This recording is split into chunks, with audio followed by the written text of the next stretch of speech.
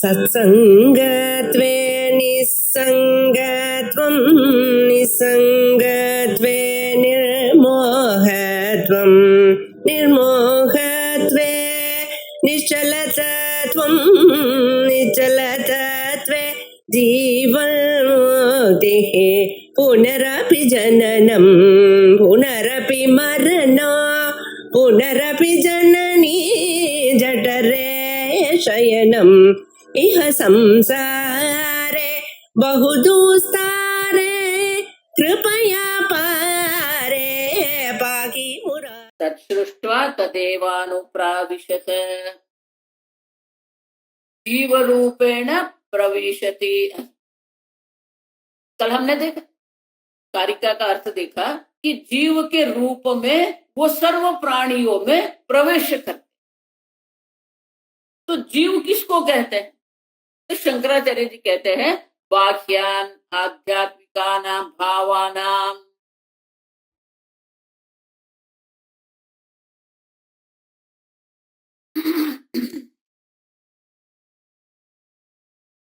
कारिका के पहले का भाष्य नहीं। बाह्य आध्यात्मिकानां भावानां भावानां इतर इतर निमित्त नैमित्तिकतया इतर निमित्त नैमित्तिकतया कल्पनायां किं मूलम् इति उच्यते। कारिका की संगति देते हुए शंकराचार्य जी कहते हैं कि ये जो बाह्य जगत है और ये जो आध्यात्मिक उपाधि है बाह्य आध्यात्मिकानां भावानां दो प्रकार की उपाधि है। बाह्य जगत है वो आधिभौतिक जगत है और ये देह इंद्रिय मन बुद्धि जो है वो आध्यात्मिक जगत। तो बाह्य उपाधि भी है और आंतरिक उपाधि भी बाह्य जगत है तो दोनों पदार्थ भावाना माने पदार्थ इतर इतर निमित्त नैमित्तिकतया दोनों एक दूसरे के लिए निमित्त और नैमित्तिक है। जगत में विषयों की शब्दादि विषयों की उत्पत्ति हुई तो किसके लिए निमित्त क्या है आप समझो। तो जीव के भोग के लिए भगवान ने ये विषय की उत्पत्ति की। तो जीव के जो कर्म जो है वो कर्म निमित्त है और ये विषय नैमित्तिक है। आप समझो जीव के भोग के लिए ही ये सब उत्पत्ति होती है और इसीलिए ये दोनों में निमित्त नैमित्तिक संबंध। तया कल्पनायाम किम मूलम तो ये कल्पना जो ये कल्पना का मूल क्या है कल्पना में कारण क्या है क्यों ये कल्पना की गई है।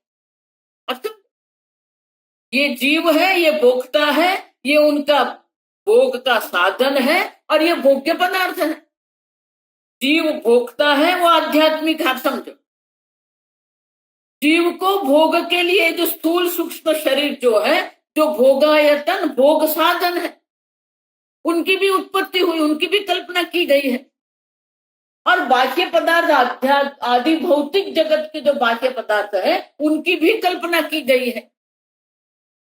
तो वो कल्पना के मूल में क्या है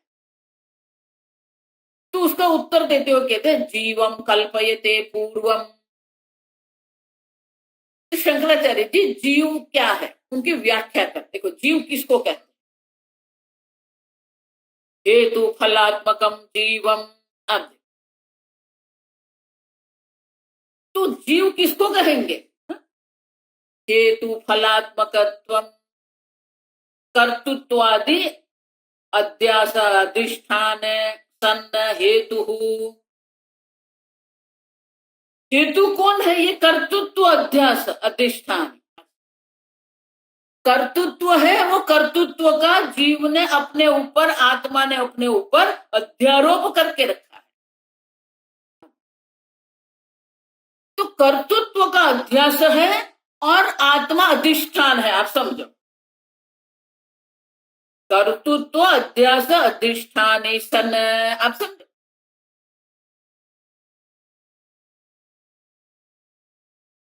हेतु फल विभाग, हेतु फल भाव विकलम। तो ये जो शरीर है, उस शरीर में कर्तृत्व है, जो कर्तृत्व जो है उसका अधिष्ठान, और कर्तृत्व का अधिष्ठान अध्यारोप, अध्यारोप का अधिष्ठान। ये हेतु है, उसका फल क्या है? भोक्तृत्व अध्यास अधिष्ठान संच फलम आत्मा एव इति। भोक्ता जो है, भोक्ता कौन है? अध्यास अधिष्ठान सन फलात्मा, एक हेतु स्वरूप है जो कर्तृत्व है।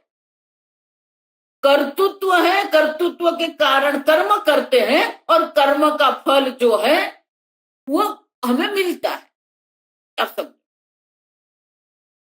तो कर्तृत्व का अध्यास है और अधिष्ठान आत्मा है। उसी प्रकार से भोक्तृत्व का अध्यास है और वो भोक्तृत्व का अधिष्ठान आत्मा है। दोनों जो हेतु और फल है, और इसलिए शंकराचार्य जी कहते हैं हेतु फलात्मकम जीवम। जीव किसको कहते हैं? कर्तृत्व भोक्तृत्व नाम। आप समझो, जो अपने को कर्ता भोक्ता मानता है वो जीव है।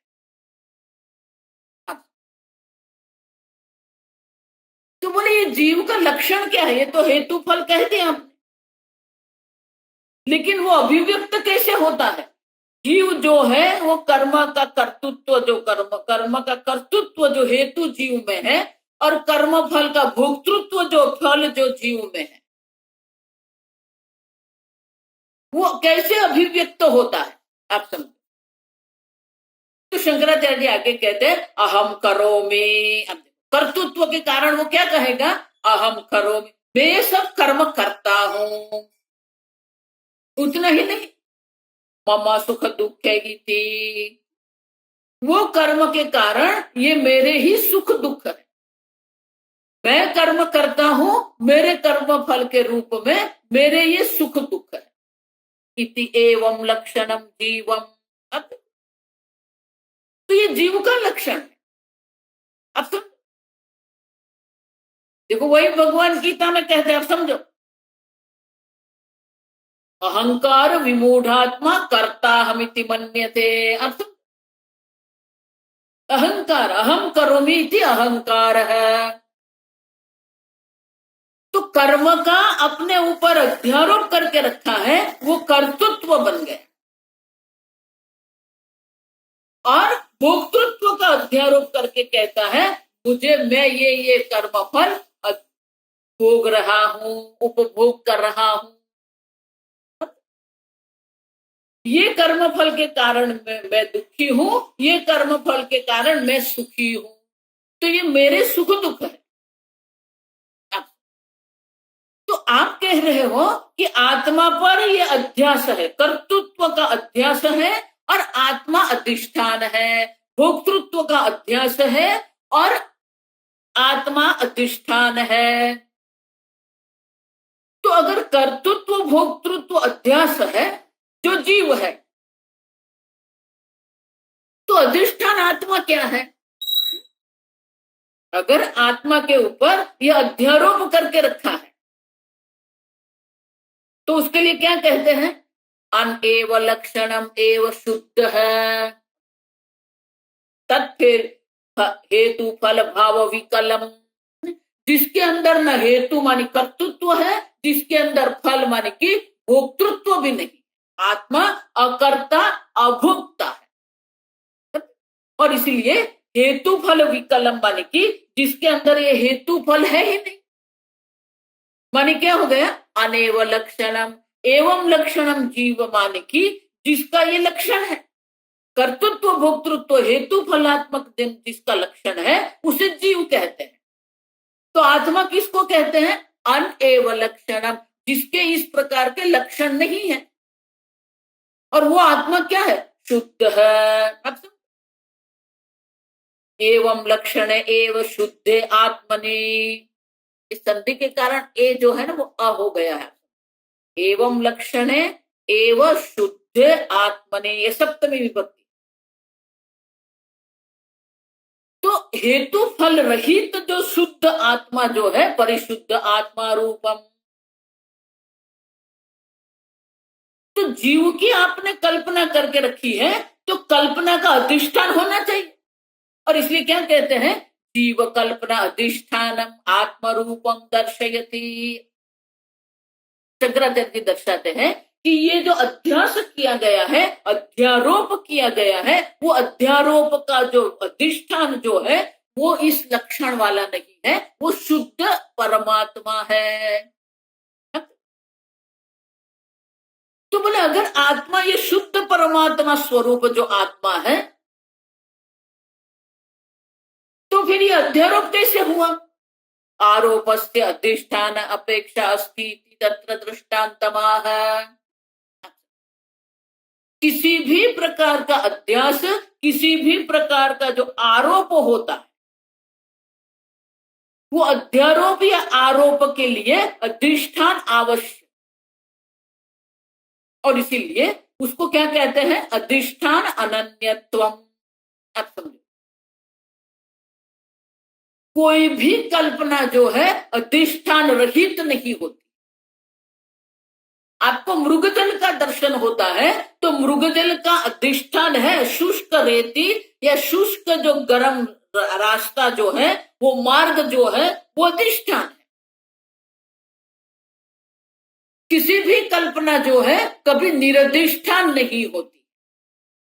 अब समझ? और इसीलिए उनका अधिष्ठान क्या है? शुद्ध आत्मा है, जिसमें ये लक्षण नहीं है।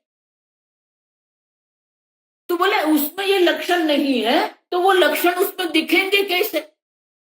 अगर आत्मा में कर्तृत्व भोक्तृत्व नहीं है, तो जीव जो कर्तृत्व भोक्तृत्व वाला जीव जो है, वो जीव की आत्मा में कल्पना कैसे होगी? अब वो तो असंभव हो गया। और इसीलिए कहते हैं कि ये अधिष्ठान की जो अपेक्षा, किसी भी कल्पना के लिए अधिष्ठान की अपेक्षा होती है, उसके लिए शंकराचार्य जी आनंद गिरी महाराज कहते हैं कि ये शंकराचार्य जी दृष्टांत हमें देते हैं। रज्जो इव रज्ज्वाम इव सर्पम कल्पयते पूर्वम।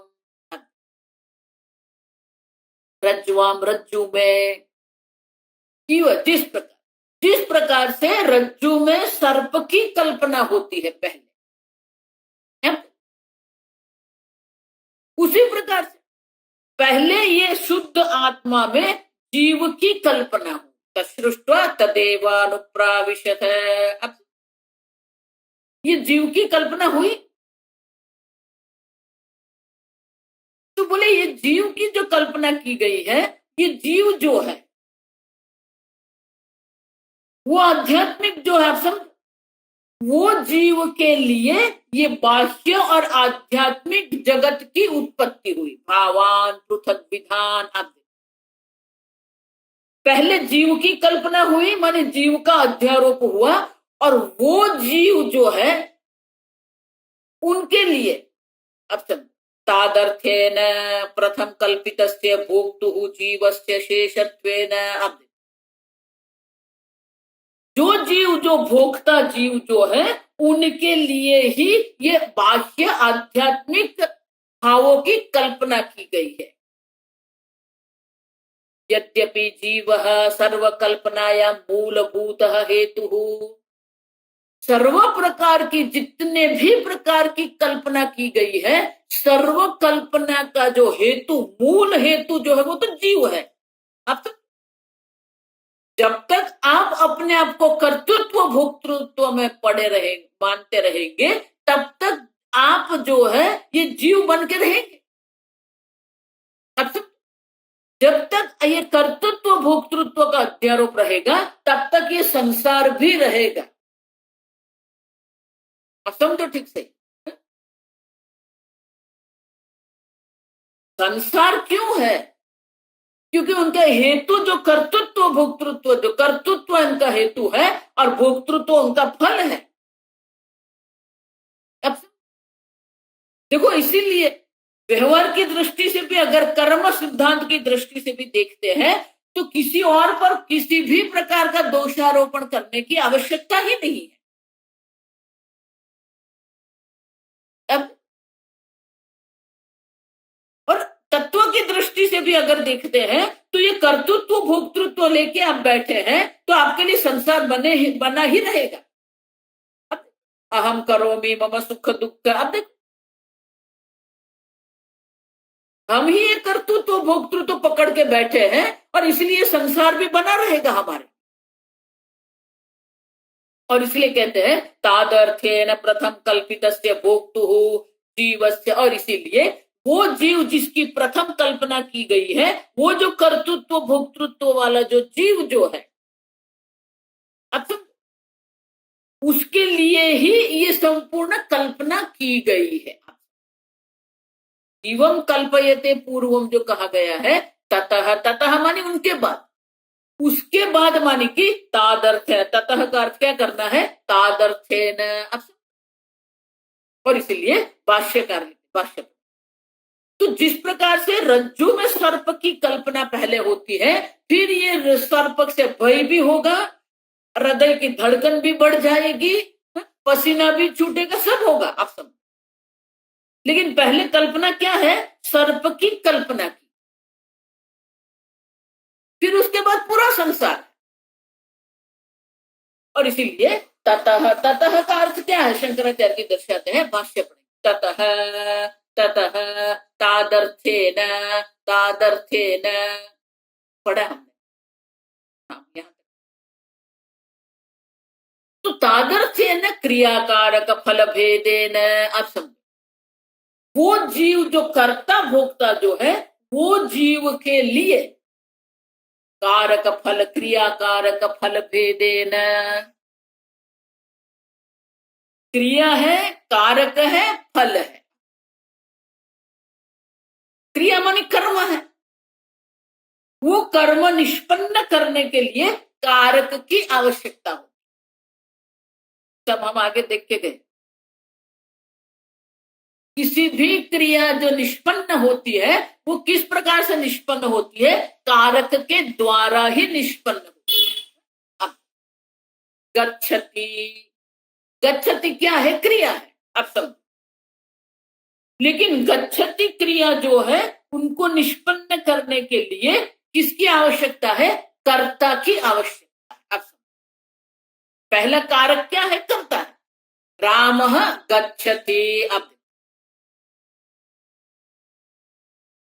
वो गच्छति है, तो गच्छति जो गमन क्रिया जो है, गमन क्रिया का कर्ता श्री राम है।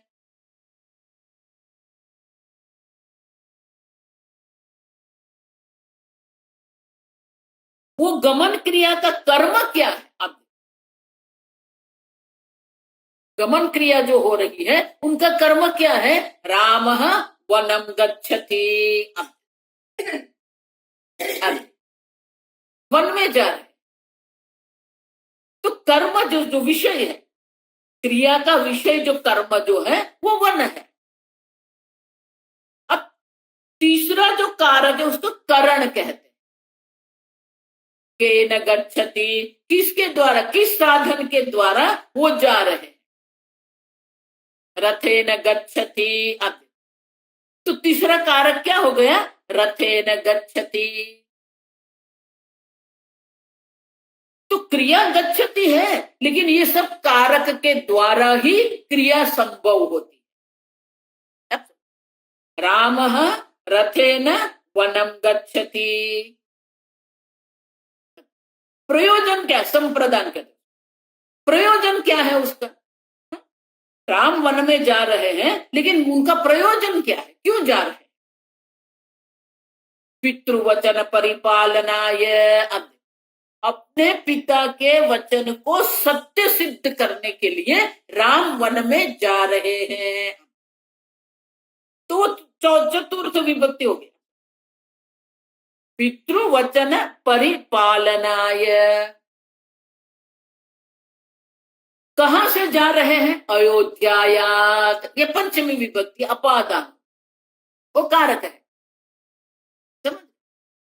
तो ये किसी भी क्रिया जो है वो क्रिया के लिए कारक भी की भी अपेक्षा है।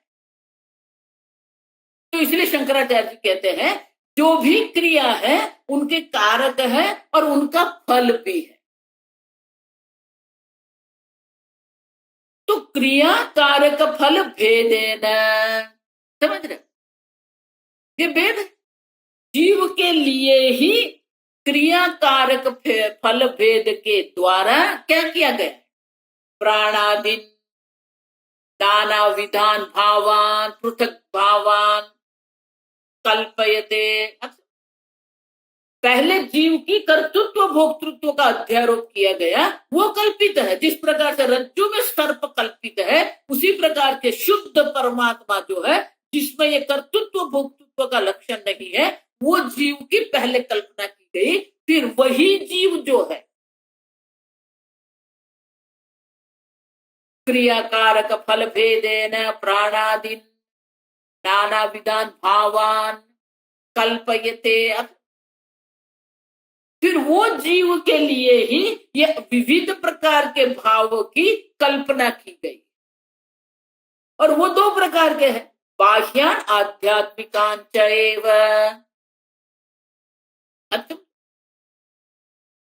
प्राण आदि जो है वो आध्यात्मिक है, ये स्थूल शरीर है, इंद्रिय है, प्राण है, मन है, बुद्धि है।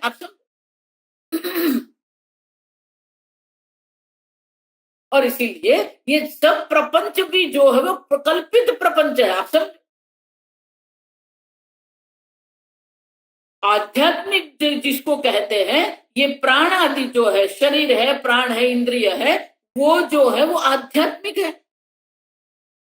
उसी प्रकार से बाह्यान शब्दादि विषय जो है वो बाह्य जो आध्यात्मिक और बाह्य दोनों पदार्थों की कल्पना की गई। बाह्यान आध्यात्मिकान चैव कल्पयते।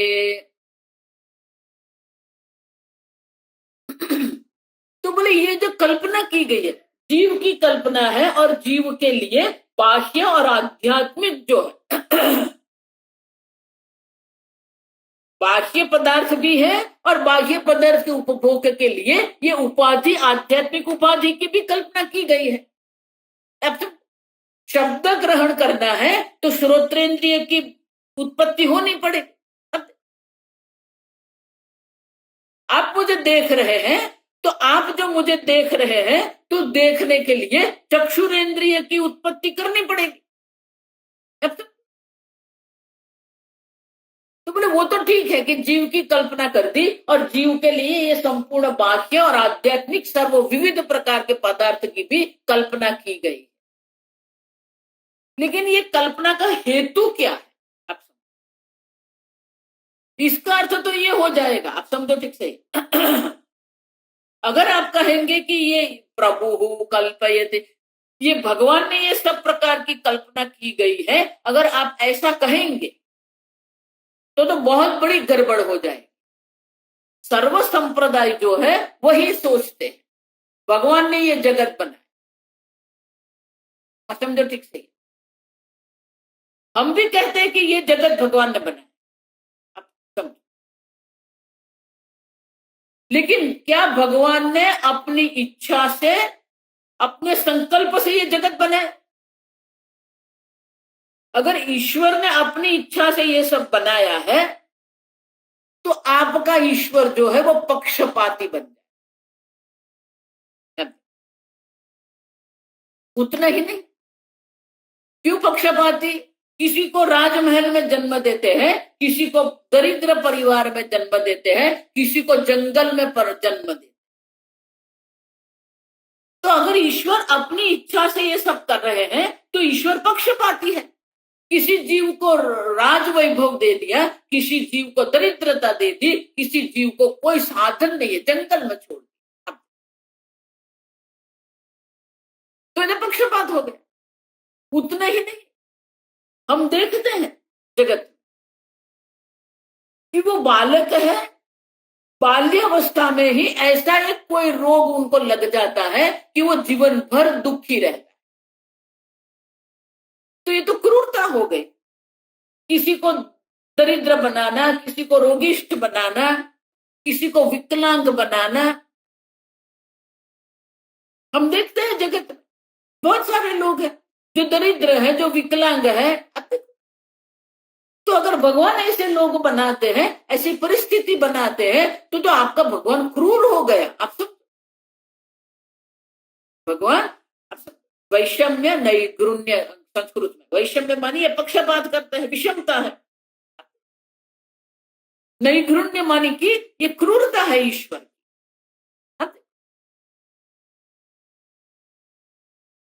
तो अगर ईश्वर अपनी इच्छा से ये सब उत्पत्ति करेंगे तो वैषम्य नैगुण्य का दोष ईश्वर में आएगा। और इसीलिए ये चतुर्थ पाद में गौड़पादाचार्य जी कहते हैं कि जीव के लिए ये करते हैं, लेकिन ये कल्पना के पीछे क्या प्रयोजन है, क्या हेतु है। तत्र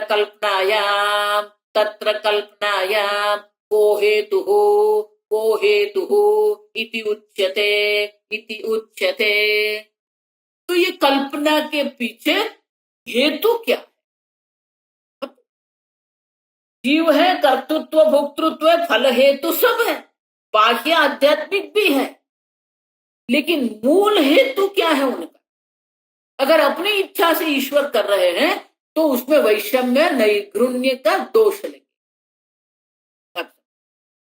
देखो, इसलिए मैं कहती हूं हमारे शास्त्र ने जितना सूक्ष्म चिंतन किया और जितना तर्कबद्ध चिंतन किया, आपके मन में ये प्रश्न नहीं उठेगा, लेकिन शास्त्र ये प्रश्न उठा के उनका उत्तर देते हैं।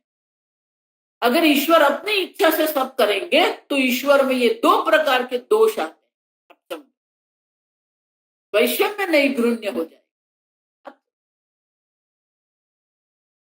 और इसीलिए शंकराचार्य जी कहते हैं कि अब ये चतुर्थ पाद कारिका का जो है उसमें क्या करते हैं, हमें हेतु दर्शा।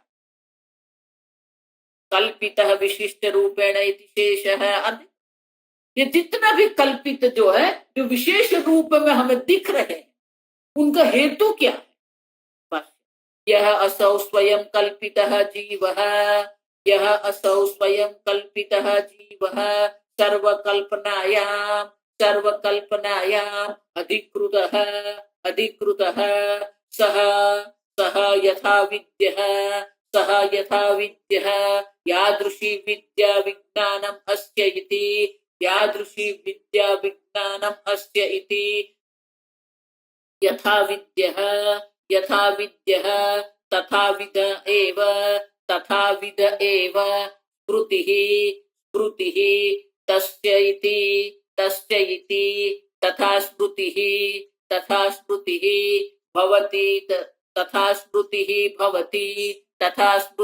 भवति सह इति अतः हेतु कल्पना विज्ञानात् फल विज्ञानम ततः हेतु फल स्मृतिः ततः तद्विज्ञानम तदर्थ क्रियाकारक तत्फल भेद विज्ञानानि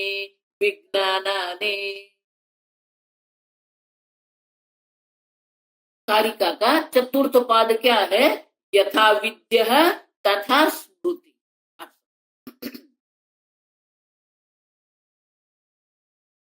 ईश्वर उत्पत्ति करते हैं, ईश्वर ने ये कल्पना की है, लेकिन उनके पीछे प्रयोजन क्या, हेतु क्या? यथा विद्यः तथा स्मृतिः।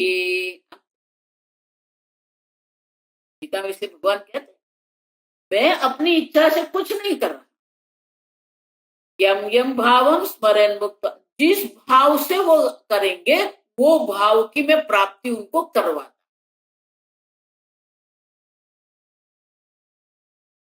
ईश्वर अपनी इच्छा से किसी को नरक में नहीं डालते, अपनी इच्छा से किसी को स्वर्ग में नहीं भेजते। यम यम भाव, आपका जिस प्रकार का भाव होगा, आपके जिस प्रकार के विचार होंगे, यथा विद्या। देखो इसीलिए मैं कहती कि आपके अंतःकरण की स्वस्थता अत्यंत आवश्यक है, आपके अंतःकरण की सावधानता अत्यंत आवश्यक है। बाकी ये जिस प्रकार से प्राणी आहार निद्रा भय मैथुन, उसी प्रकार से हम भी जीवन जीते रहे।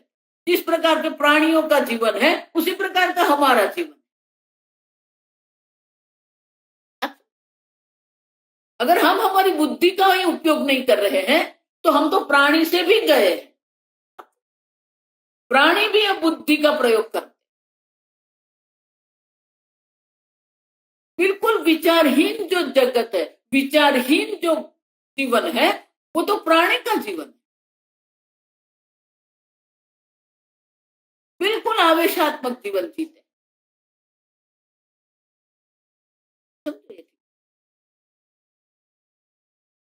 जो इसलिए भगवान कहते हैं आप जिस प्रकार की इच्छा करेंगे उसी प्रकार से आपको प्राप्त होगा। यथा विद्या तथा स्मृति ही। तो ये समझाने के लिए शंकराचार्य जी कहते हैं यह असौ स्वयं कल्पितः जीवः सर्व कल्पनायाम अधिकृतः। ईश्वर अपनी इच्छा से कुछ नहीं कर रहे हैं, जितनी भी कल्पना हुई है वो कल्पना जो हुई है, कल्पना का अधिकारी कौन है? जीव है। आप देखो ये जीव है, जीव के जिस प्रकार का अपना ज्ञान है। देखो इसीलिए आपका ज्ञान क्या है वो बहुत महत्व का। किस प्रकार का ज्ञान आप रखते हो? भोग का ज्ञान है तो भोग परायण आपका जीवन। परमात्मा की भक्ति आपकी बुद्धि में है तो भक्ति परायण जीवन आपका।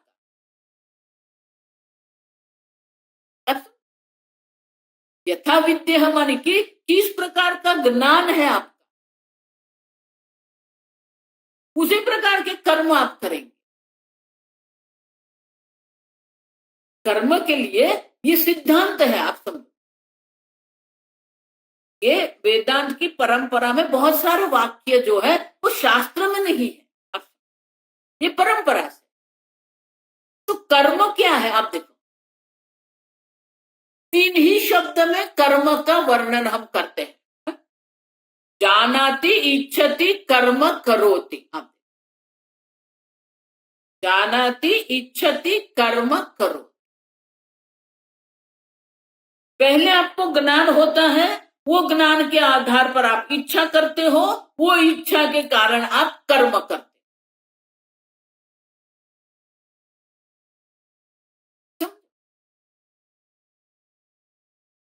जितना ज्ञान है वो सब वस्तु की इच्छा आप नहीं करेंगे। आप ठीक से समझ, बहुत सारी वस्तुओं का ज्ञान हमें है लेकिन सब वस्तु की इच्छा आप नहीं करेंगे। जानते तो बहुत कुछ है, उसमें किसी राग द्वेष के अनुरूप किसी वस्तु की हम इच्छा करें। अब जितनी इच्छा है उतने कर्म होंगे नहीं। हमारी तो बहुत इच्छा होती है मैं तपश्चर्या करूं, बहुत इच्छा होती है पूरा उपनिषद पढ़ लूं, लेकिन होता है क्या? इच्छा संकल्प बहुत करते हैं लेकिन उसके अनुरूप कर्म होता है क्या? नहीं होता है। देखो इसीलिए मात्र सत्य बोलना जो है वो सत्य माने कि हमने सच्चा कह दिया, वो सत्य मात्र नहीं है। क्या आप आपकी वाणी को सिद्ध करते हो? जो बोलते हो वो करते हो कि नहीं? या तो जिसकी इच्छा करते हो वो इच्छा की पूर्ति का कर्म करते हो कि नहीं?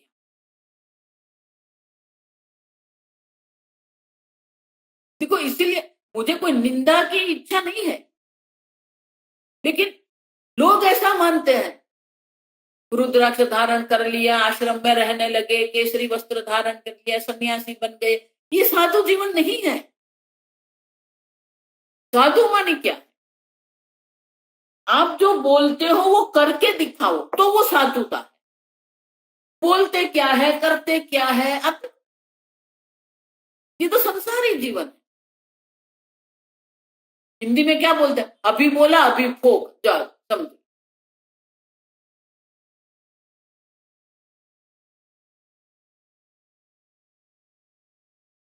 माने कि आपका ज्ञान, आपकी इच्छा और आपके कर्म जो है उनमें कोई संबंध ही नहीं है।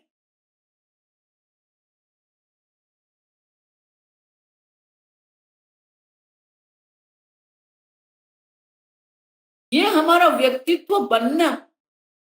आप जो बोलते हो ना उतना ही करो, या तो आप जितना कर सकते हो उतना ही बोलो। स्वामी जी बहुत सुंदर कहते,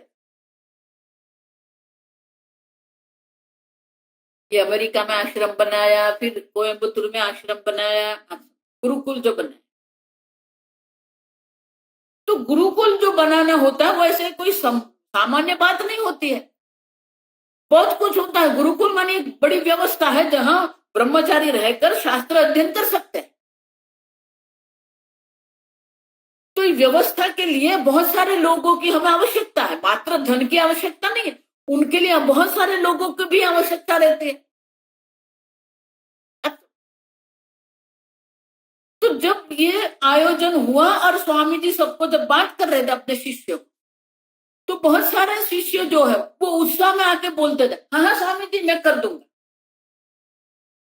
अब बोल तो दिया, फिर सप्ताह के बाद जब स्वामी जी पूछते थे हुआ क्या, अरे स्वामी जी मैं तो भूल गए। तो उसका अर्थ क्या हुआ? आप अपनी वाणी सिद्ध करते ही नहीं हो। तो झूठा बोलना माने कि कुछ झूठ नहीं किया, ये भी झूठा ही है, आप समझो, ये असत्य है। तो हम असत्य में अगर रहेंगे तो असत्य तो आसुरी प्रकृति है। 16वें अध्याय में हम पढ़ रहे हैं शाम को, असत्यम प्रतिष्ठा। अब कोई प्रतिष्ठा उनकी नहीं है, कोई सत्य नहीं है। आप जो बोलते हो वो करके तो दिखाओ। तो स्वामी जी हमें कहते थे कि इतना बड़ा आयोजन होता है, इतने बड़े आश्रम बनाना है, तो कितना बड़ा आयोजन माने कि समय का भी आयोजन होता है। अब कोयम्बतूर आश्रम जब 88 में जब बनाने का आरंभ कर दिया, तो बनाने के लिए पूरा आयोजन से चल रहे थे, लेकिन बीच में एक ने ऐसी कुछ गड़बड़ कर दी। अब समझ कि पूरा आयोजन जो है, स्वामी जी ने बोल भी दिया था 31 अक्टूबर को हम ये करेंगे, आश्रम का उद्घाटन करेंगे। अब तारीख भी बोल दिया, सब ब्रह्मचारी को भी बोल दिया इतने तारीख में आप आ जाओ यहां पर। तो आपने सबको बता दिया। अब मुझे इसलिए पता है क्योंकि मैं वहां थी। तो 1 महीने पहले स्वामी जी ने देखा कि कोई व्यवस्था वहां पर नहीं। तो मुझे और जो ऋषिकेश आश्रम में शुद्धानंद जी महाराज, तो ऋषिकेश उस वक्त स्वामी जी की षष्ठी पूर्ति चल रही थी। तो स्वामी जी को उस वक्त समझ में आया अगस्त में। अब देखो अक्टूबर में ये करना है, अगस्त में स्वामी जी ने पूछा क्या क्या हो गया, कितना हो गया, क्या है आप। तो बोला स्वामी जी इतना इतना हो गया है, अभी इतना ये हो रहा है।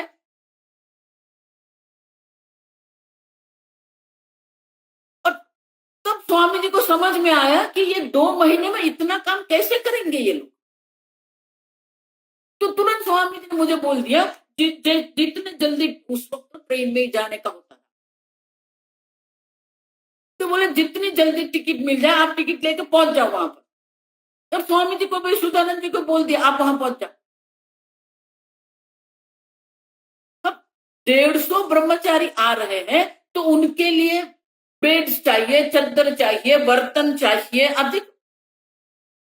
हम दोनों जब वहां गए ना, तो 15 लोगों के लिए जितना चाहिए ना उतने बर्तन वहां थे, अब 150 के लिए चाहिए। अब तो 150 तो विद्यार्थी थे, आप समझो। फिर जो कामदार लोग होते हैं, सेवा के लिए होते हैं, वो सब बहुत होते हैं। और जाके हमने देखा 1 महीने पहले, वो लेक्चर हॉल ही नहीं था, आप समझो।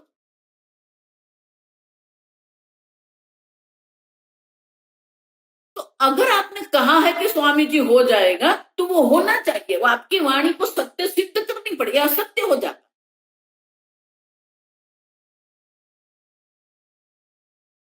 यथा विद्य जब हम कहते हैं, जिस प्रकार का हमारा ज्ञान है उसी प्रकार की हमारी इच्छा होती है। जानाति इच्छति कर्म करोति, आप समझो। तो आपने इच्छा व्यक्त कर दी है, तो वो इच्छा को तो आप सिद्ध करो, आप करो कर्म। इच्छा तो व्यक्त हो गई, लेकिन इच्छा के अनुरूप आपने कर्म किया क्या? नहीं किया। तो इसका अर्थ क्या हो गया? आपकी वाणी असिद्ध हो गई। यथा विद्या हमारी क्या है? जानाति इच्छति कर्म करोति, आप सब। और जिस प्रकार से जानाति इच्छति कर्म करोति है, उसी प्रकार के आपके संस्कार बनेंगे। अगर असत्य ही आपके संस्कार बन गए, वही आपकी आदत बन गई, बोलना, बोल देना, कोई बात, करना नहीं करना हमारी मर्जी। अब इनका अर्थ क्या हुआ? देखो, इसीलिए हम देख के गए 16वें अध्याय में दैवी संपत्ति में आर्जवम। अब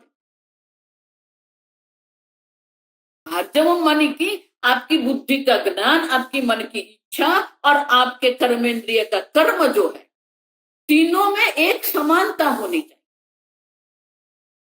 यथा विद्य है, आप समझे ठीक से? तो यथा विद्य है, तो शंकराचार्य कहते हैं यादृशी विद्या विज्ञानम अस्त्य इति यथा विद्य है। उनका जिस प्रकार के ज्ञान है, यथा जिस प्रकार का उनका ज्ञान है, जिस प्रकार की उनकी वासना है, तथा विद्य एव स्मृति ही, उसी प्रकार की उनकी स्मृति, उसी प्रकार के उनके संस्कार बने। अगर असत्य हम हमारी वाणी को करते रहेंगे, तो हमारी बुद्धि में जो संस्कार, जो स्मृति बनेगी, वो क्या बनेगी? असत्य की स्मृति बनेगी। अगर हम भोग करते रहेंगे, तो भोग की स्मृति हमारे अंदर है। अगर हम हिंसा करते रहेंगे, तो हमारी जो स्मृति, जो हमारे संस्कार जो है, वो भी हिंसा के ही बनेंगे।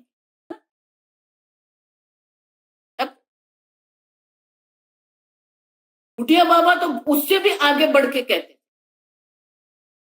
आप समझो ठीक से। बुढ़िया बाबा तो उससे आगे बढ़कर कहते थे कि अगर किसी का दोष का आप चिंतन करते रहोगे, तो आपकी बुद्धि में वो दोषाकार वृत्ति होती है, तो वो दोष आपके अंदर आ सकता है।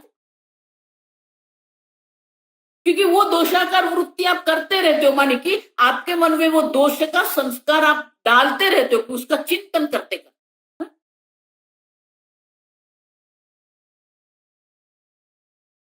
किसी के दोष का जितना आप चिंतन करते रहोगे, उतनी ही दोष युक्त आपकी बुद्धि बनेगी।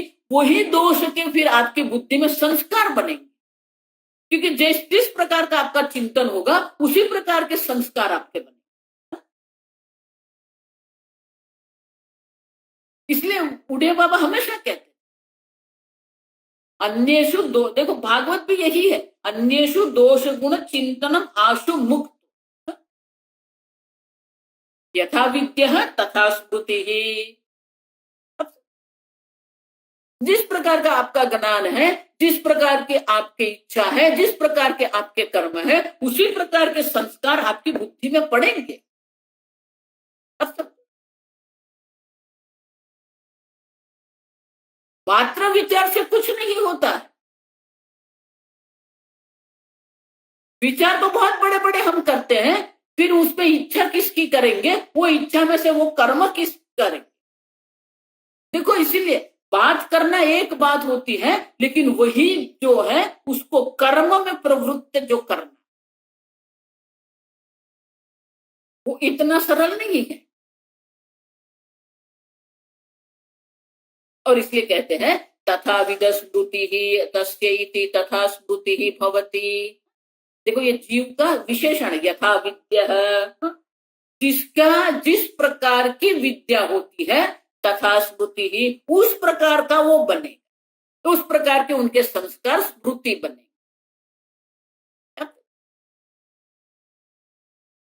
तो उनका अर्थ क्या हुआ, ये जितने भी हेतु, अतः हेतु कल्पना विज्ञानात् फल विज्ञानम, तो पहले हेतु कल्पना विज्ञानात् फल विज्ञानम ततः हेतु फल स्मृति ही।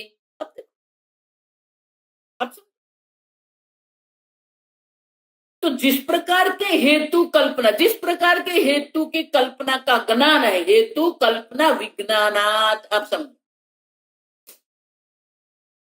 तो जिस प्रकार के हेतु की कल्पना का आप करेंगे उसी प्रकार से ततः हेतु फल स्मृति ही, उस प्रकार के संस्कार, उस प्रकार की स्मृति आपकी बनेगी, आप समझो।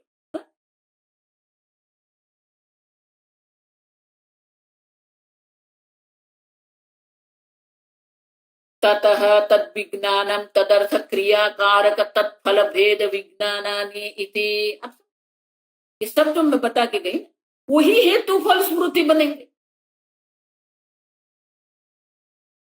पहले हेतु जो है वो हमारा जो ज्ञान है,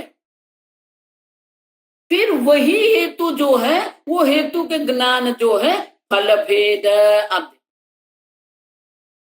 तो हेतु कल्पना का विज्ञान पहले है, हेतु कल्पना का विज्ञान जो है उसी से हेतु फल का विज्ञान हो। समझ में आ रहा?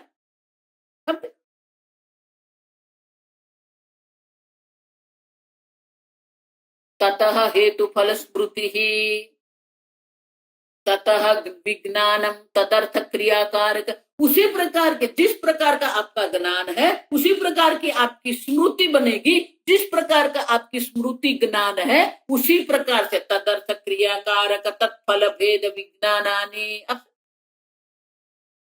उसी प्रकार से हमारी क्रिया होगी, हमारे कारक होंगे और उसका फल का भेद भी रहेगा। देखो इसलिए गोल घूम के, गोल गोल जाके एक ही बात पर वो आके रुक जाती है, आपका ज्ञान कैसा, आपकी स्मृति कैसी। बाहर के जगत को परिवर्तित करने से कुछ नहीं होता। स्वामी जी हमेशा कहते बाह्य जगत को बदलने की जो इच्छा रखता है वो संसारी, जो अपने आप में परिवर्तन लाने को तैयार है और अपने आप में परिवर्तन कर रहा है वो साधक। नहीं मैं तो जैसा हूं वैसा ही रहूंगा, मैं ये आपको जो करना करो, ठीक करो। देखो इसलिए मैं कहती हूँ आप भले आश्रम में रहते हो लेकिन आपका व्यक्तित्व क्या है। अगर आप में भोग बुद्धि है, अगर आप में सत्यत्व नहीं है तो वो किस प्रकार का साधक है।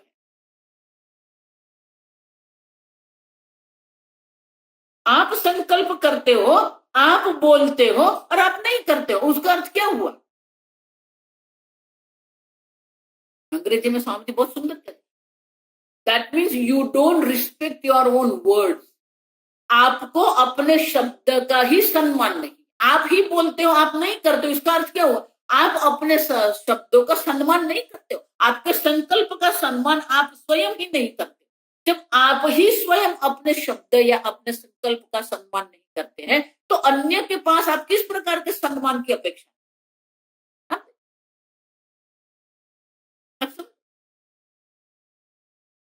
तो जो भी हेतु कल्पना विज्ञान है उसी अनुरूप फल विज्ञान होगा और उसी के अनुरूप हमारी क्रिया कारक पद होगा।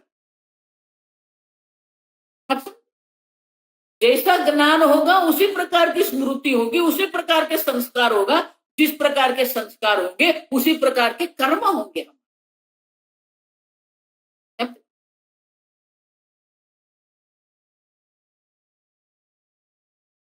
उतना ही नहीं, शंकराचार्य जी आगे के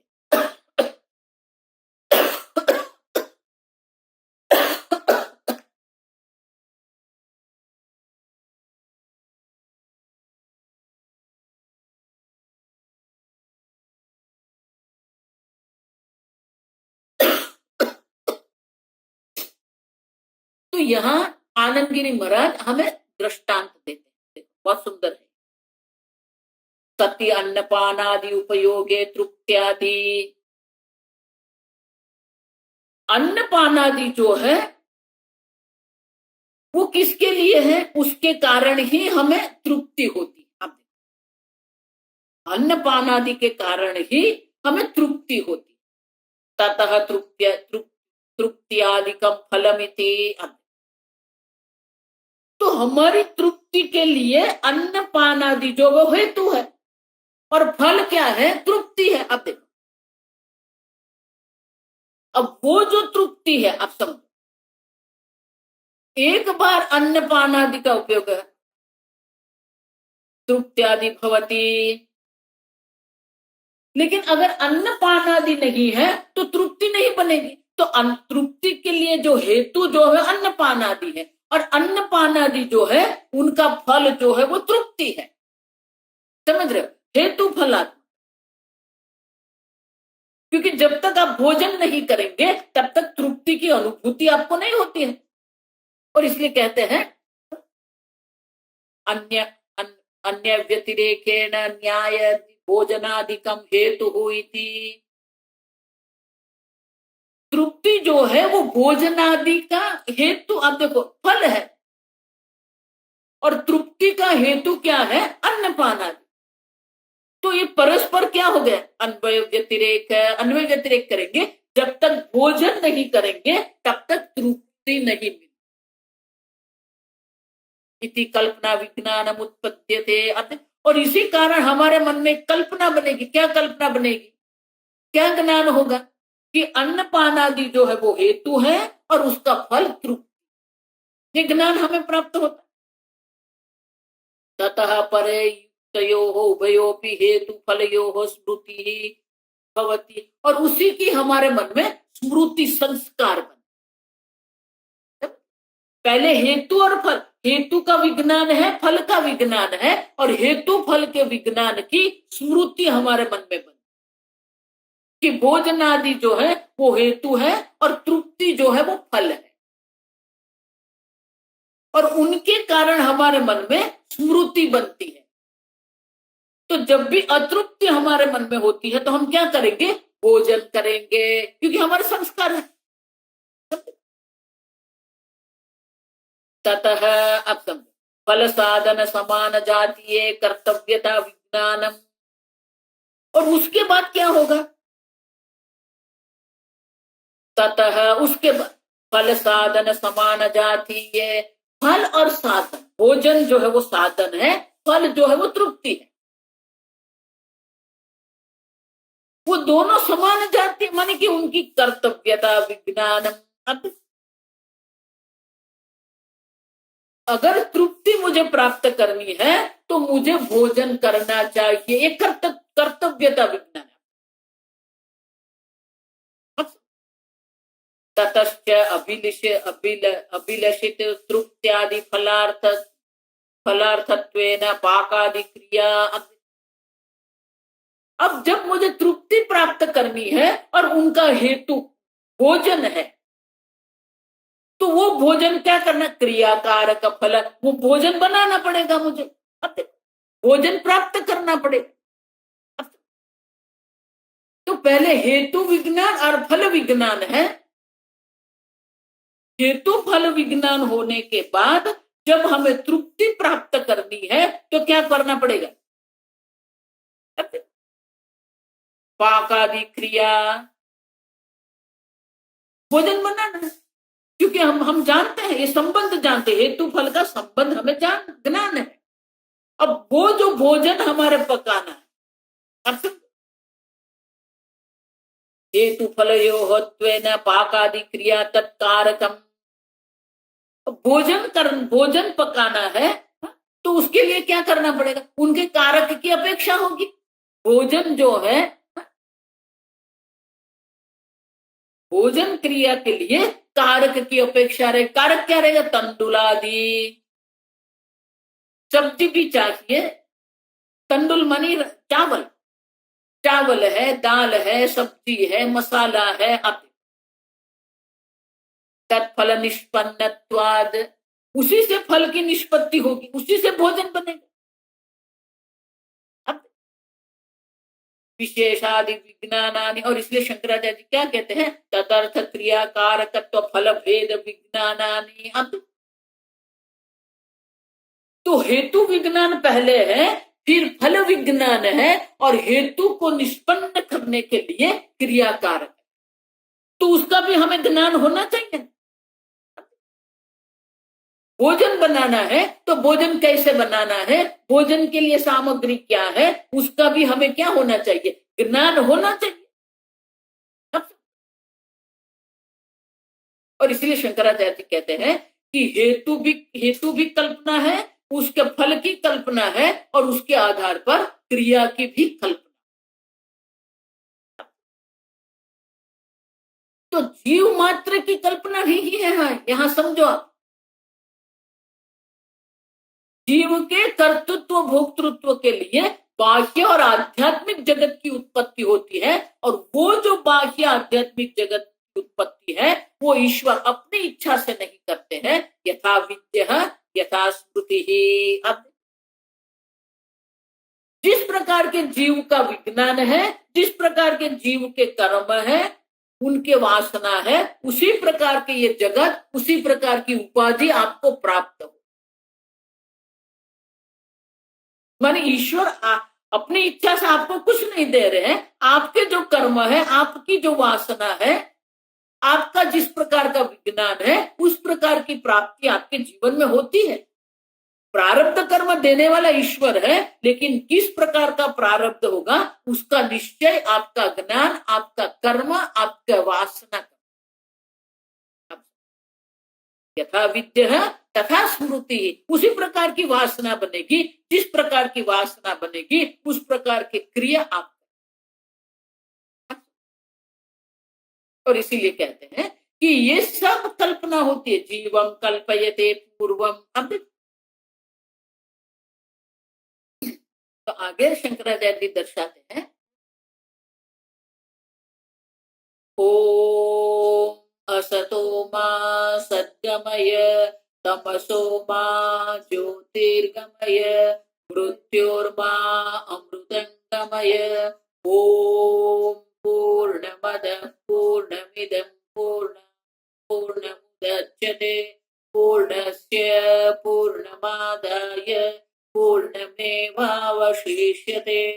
ओम शांति शांति शांति। हरि ओम। श्री गुरुभ्यो नमः। हरि ओम।